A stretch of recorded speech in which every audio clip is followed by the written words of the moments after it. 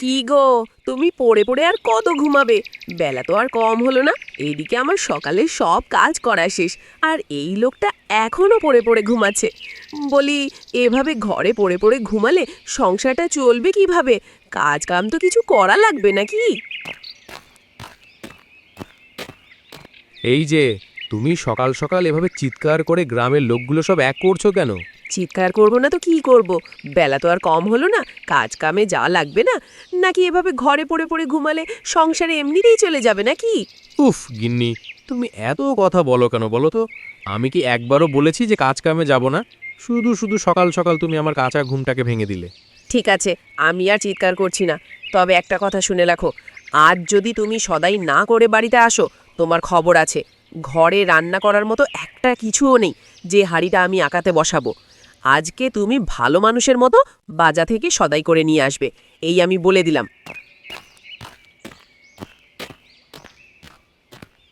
মা, ও মা, জানো পাশের বাড়ির রূপার মাকে দেখলাম তাদের বাড়িতে ভাপা পিঠা বানাচ্ছে। আমি রাস্তা দিয়ে আসার সময় দেখলাম পিঠাগুলো থেকে কত সুন্দর ঘ্রাণ বের হচ্ছে। মা, আমিও ভাপা পিঠা খাবো। মা, আমাকেও ভাপা পিঠা বানিয়ে দাও না মা। এই টুম্পা, তুই থাম তো। ঘরে রান্না করার মতো একটা কিছুও নেই, আর ওনাকে ভাপা পিঠা বানিয়ে দাও। এখানে তোর বাবা দাঁড়িয়ে আছে, তোর বাবাকে বল পিঠা খাওয়ার কথা। আমার কাছে এসে একদমই এসব বাইনা করবি না, এই আমি বলে দিলাম। আহা গিন্নি, মেয়েটাকে তুমি এভাবে বলছো কেন? মেয়েটা তো শুধু তোমার কাছে একটু ভাপা পিঠেই তো খেতে চেয়েছে, আর তো কিছু খেতে চাইনি। মেয়েটাকে তো তুমি একদিন ভাপা পিঠা বানিয়ে দিলেই তো হয়। শুধু শুধু মেয়েটাকে বকছো কেন? আর সত্যি কথা বলতে, আমারও ভাপা পিঠা খেতে ইচ্ছে করছে। এবার তো এই শীতে কোনো পিঠা খাওয়াই হলো না। আর মেয়েটা যখন বলছে তখন একদিন বানিয়ে দাও। বলি, পিঠা বানানোর কথা বললাম আর অমনি পিঠা হয়ে গেল নাকি? পিঠা বানাতে কিছু লাগে না নাকি? আমি কি তোমাদেরকে একবারও বলেছি যে আমি পিঠা বানিয়ে খাওয়াবো না?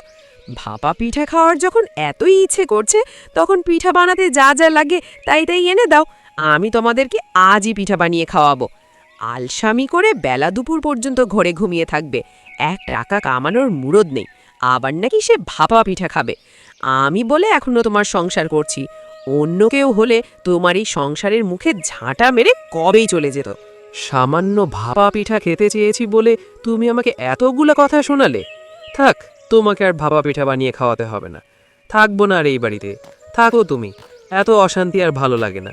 চলে যাচ্ছি আমি, যেই দিকে দু চোখ যায় সেই দিকে। এই বলে রমেশ বাড়ি থেকে বের হয়ে যায়। মা, বাবাকে তুমি এভাবে বললে কেন? বাবা নিশ্চয়ই মনে অনেক কষ্ট পেয়েছে।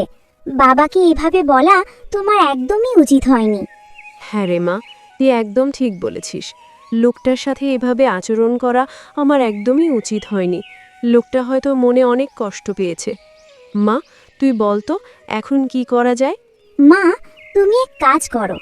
বাবা যেহেতু ভাপা পিঠা খেতে চেয়েছে, তুমি তাহলে বাবার জন্য ভাপা পিঠা তৈরি করো। আমি বাবাকে খুঁজে নিয়ে আসছি। দেখবে, তুমি ভাপা পিঠা বানিয়েছো দেখলে বাবা ঠিক সব কষ্ট ভুলে যাবে। কিন্তু মা, পিঠা যে বানাবো, ঘরে তো পিঠা বানানোর জন্য কিছুই নেই। শুধুমাত্র অল্পগুলো চালের গুঁড়ো আছে। ভাপা পিঠা বানানোর জন্য তো খেজুরের গুড় ও নারকেল লাগবে। এখন আমি এগুলো কোথায় পাবো? মা, তুমি ও নিয়ে কোনো চিন্তা করো না। আমি কিছু টাকা জমিয়েছিলাম, সেগুলো দিয়ে আমি দোকান থেকে গুড় আর নারকেল কিনে নিয়ে আসছি। কি বলিস মা? তোর জমানো টাকাগুলো কেন খরচ করবি তুই?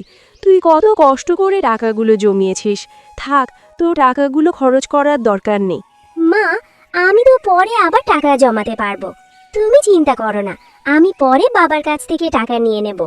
এখন আমি এই টাকাগুলো দিয়ে দোকান থেকে গুড় আর নারকেল কিনে নিয়ে আসি। আচ্ছা ঠিক আছে, তাহলে তুই দোকান থেকে গুড় আর নারকেল কিনে নিয়ে আয়। আমি এইদিকে পিঠা বানানোর জন্য জিনিসগুলো ম্যানেজ করি। ঠিক আছে মা, আমি তাহলে দোকান থেকে গুড় আর নারকেল কিনে নিয়ে আসি। এরপর টুম্পা দোকানে যায় গুড় আর নারকেল নিয়ে আসতে।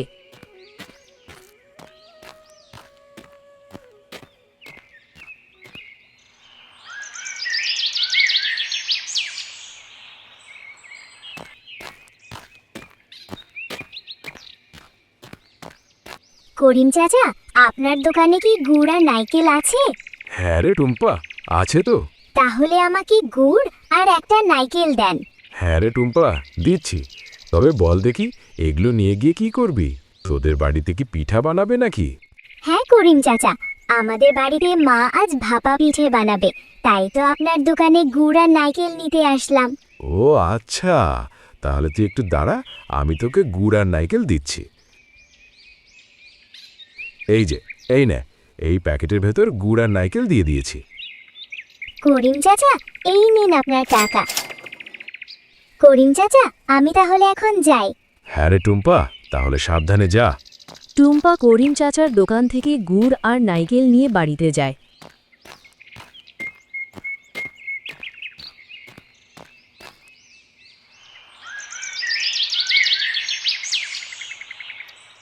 টুম্পা কিছুক্ষণ যাওয়ার পর রাস্তার পাশে একটা গাছের নিচেই একটি বৃদ্ধ মহিলাকে বসে থাকতে দেখতে পায়।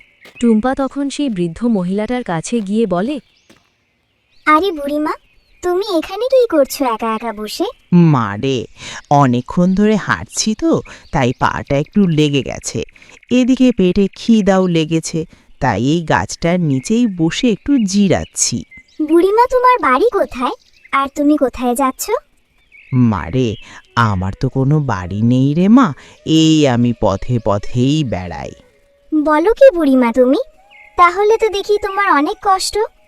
হ্যাঁ রে মা, গরিব যখন হয়েছি তখন তো কষ্ট করাই লাগবে। বুড়িমা, তুমি আমার সাথে আমাদের বাড়িতে চলো। আজ মা বাড়িতে ভাপা পিঠা বানাচ্ছে, তুমি আমাদের বাড়িতে গিয়ে কিছু পিঠা খেও। কি বলিস মা, তুই আমাকে তোদের বাড়িতে নিয়ে গেলে তোর বাবা মা তোকে বকবে না? আরে না বুড়িমা, আমাকে কিছুই বলবে না, তুমি চলো তো দেখি। আচ্ছা ঠিক আছে, তাহলে চল। এরপর টুম্পা বুড়িমাকে নিয়ে বাড়ির দিকে যায়।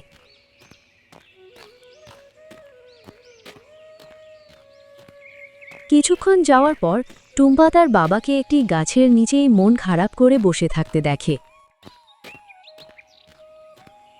বাবা, তুমি এখানে একা একা বসে কি করছো? চলো আমার সাথে বাড়িতে, মা তোমার জন্য ভাপা পিঠা তৈরি করছে।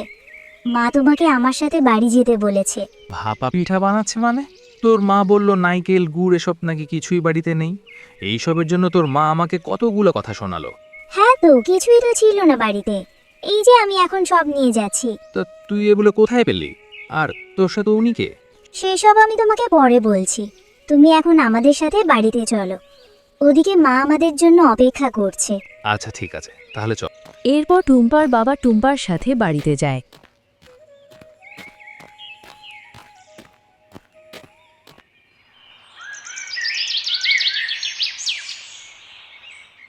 মা, ও মা, কোথায় তুমি? এদিকে এসো, দেখো সবকিছু নিয়ে এসেছি। ও, তুই চলে এসেছিস? হ্যাঁ মা, এই যে, এই নাও, এই প্যাকেটের ভিতরে সব আছে। টুম্পা, তোদের সাথে উনি কে? মা, আমি দোকান থেকে বাড়িতে ফেরার পথে ওনাকে দেখলাম, একটা গাছের নিচেই বসেছিল। ওনার না মা, বাড়ি ঘর কিছুই নেই, আর ওনার অনেক খিদে লেগেছিল, তাই ওনাকে আমি আমাদের বাড়িতে নিয়ে আসলাম। ও আচ্ছা, ভালো করেছিস তোর সাথে নিয়ে এসে। তাহলে তোরা বস, আমি তাড়াতাড়ি পিঠা বানিয়ে দিচ্ছি।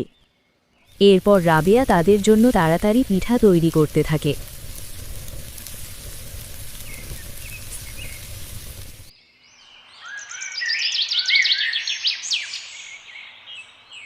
মা, তোর হাতের পিঠা তো খেতে অনেক মজা। এত স্বাদের পিঠা আমি আগে কখনোই খাইনি। মা, তোরা তো চাইলে এই শীতে একটা ভাপা পিঠার দোকান দিতে পারিস। তোর হাতের পিঠা তো খেতে অনেক মজা।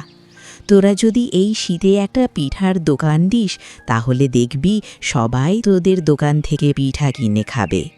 গিন্নি, বুড়িমা তো একদমই ঠিক বলেছে। তোমার হাতের পিঠা তো খেতে অনেক মজা। আমরা যদি এই শীতে একটা পিঠার দোকান দিই, তাহলে দেখবে নিশ্চয়ই সবাই আমাদের দোকান থেকে পিঠা কিনে খাবে। আচ্ছা ঠিক আছে, আমি তো ভাপা পিঠা অনেক ভালো বানাতে পারি। আমি তাহলে কাল থেকে তোমাকে পিঠা বানিয়ে দিব। এরপর থেকে রাবেয়া প্রতিদিন ভাপা পিঠা বানিয়ে দিত, আর রমেশ সেগুলো বিক্রি করত। এভাবেই তাদের সংসারের অভাব আস্তে আস্তে চলে যেতে লাগল। বন্ধুরা, ভিডিওটি ভালো লাগলে ভিডিওতে একটি লাইক ও চ্যানেলে নতুন হয়ে থাকলে চ্যানেলটি সাবস্ক্রাইব করে আমাদের সাথেই থাকুন পরবর্তী ভিডিও পাওয়ার জন্য।